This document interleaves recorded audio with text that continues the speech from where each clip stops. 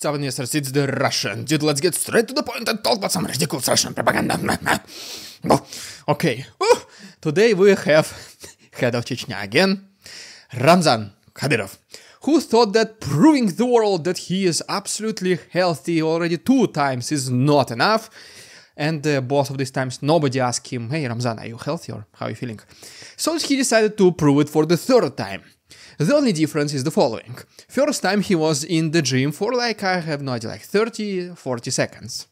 The second time he was bench pressing a stone laying on the grass, he did it for 20 seconds. And well, right now he recorded another video where he is trying to like kind of pull a car. This one is already 10 seconds long.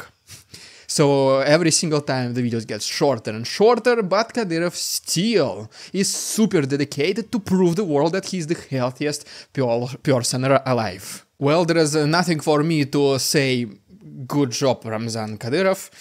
I might be one of the first person to say this, because I don't think too many people care, but well, what do I know? And so yeah, it is time as always to get serious. Let me give you a quick update from the east and the south of Ukraine. Ukrainian bringing elite reinforcements to Chasiv Yar, and Ukrainian marines finally starting to cross the Dnipro river. But first of all, unfortunately, several hours before one of the biggest events in Russia, the Victory Parade, Putin's personal favorite holiday, they decided to give him looks like a present. So unfortunately, there was yet another massive attack against the territory of Ukraine, and the regions affected were Kiev, Zaporozhye, Lviv, Poltava, and Vinnytsia. On this next picture, you can see the routes that these missiles of Russians were taking, so they were not just flying in the straight line, making them impossible or extremely hard to intercept, because you simply don't know what is their final destination. And unfortunately, it looks like that Russians quickly brought some of their warships into the Black Sea area to do this attack.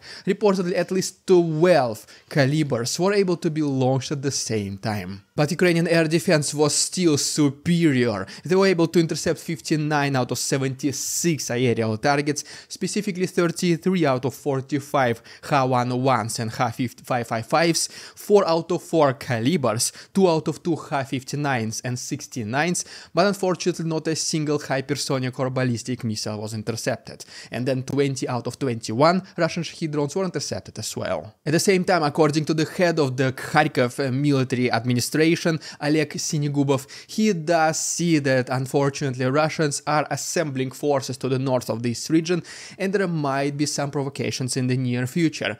One of the very first statements he did, which was the same statement that there is Russian forces to the north of Kharkiv, was made approximately back on February 7th, and right now there was even already one first attempt to cross the border. There was a diversion group of Russians, and this one was repelled so far by Ukrainians. At this very moment, this concentration of Russian forces is spotted in Kursk region, and potentially they are gonna be attacking obviously Kharkiv and maybe even Sumy region. But nevertheless, whatever is going to happen, once again Oleg Sinigubov, he said that he does have a plan to evacuate, if necessary, 47 neighboring cities, towns and villages. Right now, let's go quickly to the actual east of Ukraine, and our first stop brings us to Toninke, which is the settlement you might have heard only a couple of times, but this is not as significant as, for example, Bakhmut, Avdiivka or Chasiv Yar. And while apparently Russians still try to capture it for several times, losing in the process several dozen units of military equipment, and these pictures you are seeing right now are only the ones which are confirmed and the ones which Russians were not able to tow away. Our next stop brings us to Bakhmut, where yet another heavy flamethrower of Russians called TOS-1 Solntsepek was destroyed by a simple Ukrainian FPV drone. Next is the video from Avdiivka frontline, where we can see the work in action of an infantry fighting vehicle Bradley, and then potentially is the very same vehicle is destroying a Russian T-80 tank. And in Alexandrivka, a heavy drone of Ukrainians called Baba Yaga was able to deconstruct the Russian self-propelled artillery system called Akatsiya. But the event which deserves the most of our attention attention in the east recently is that Ukrainians brought elite reinforcements to Chasiv Yar from their elite brigade called Kraken. These specific forces were responsible for so many important battles in the past, which allowed Ukrainians to either perform an extremely successful counteroffensive or hold Russians for as long as possible, not letting them advance anywhere.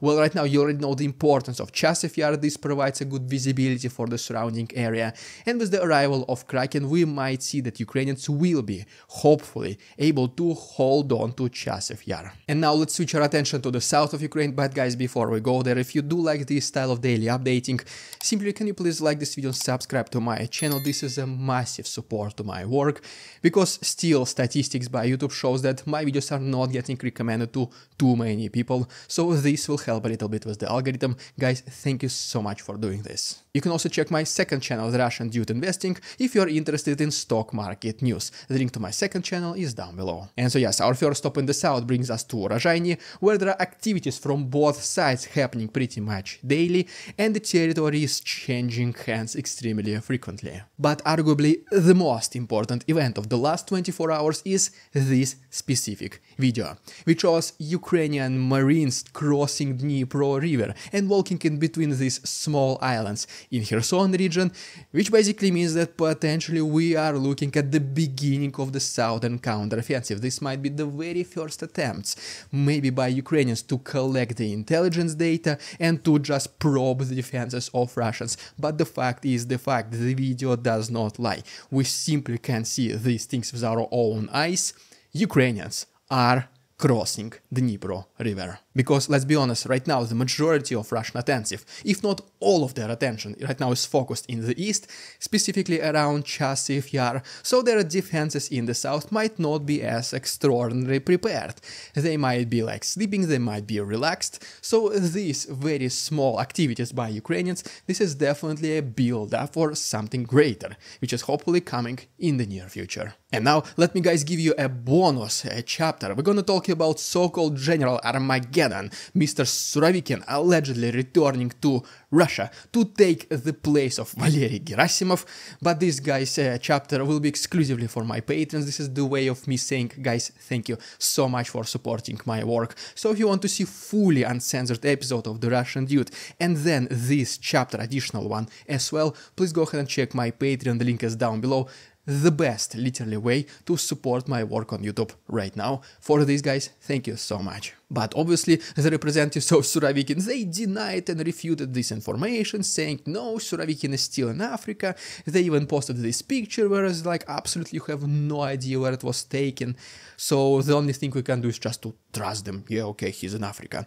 But, well, the fact is the fact. And, well, there you have it, guys. As always, thank you so much for watching. Please subscribe to my channel, like this video to show the support to The Russian Dude. Don't forget about my second channel, The Russian Dude Investing. All the other useful links are down below. Merch, phone cases, Patreon, PayPal donations, my Instagram, everything is down below. Thanks so much for watching. See you tomorrow.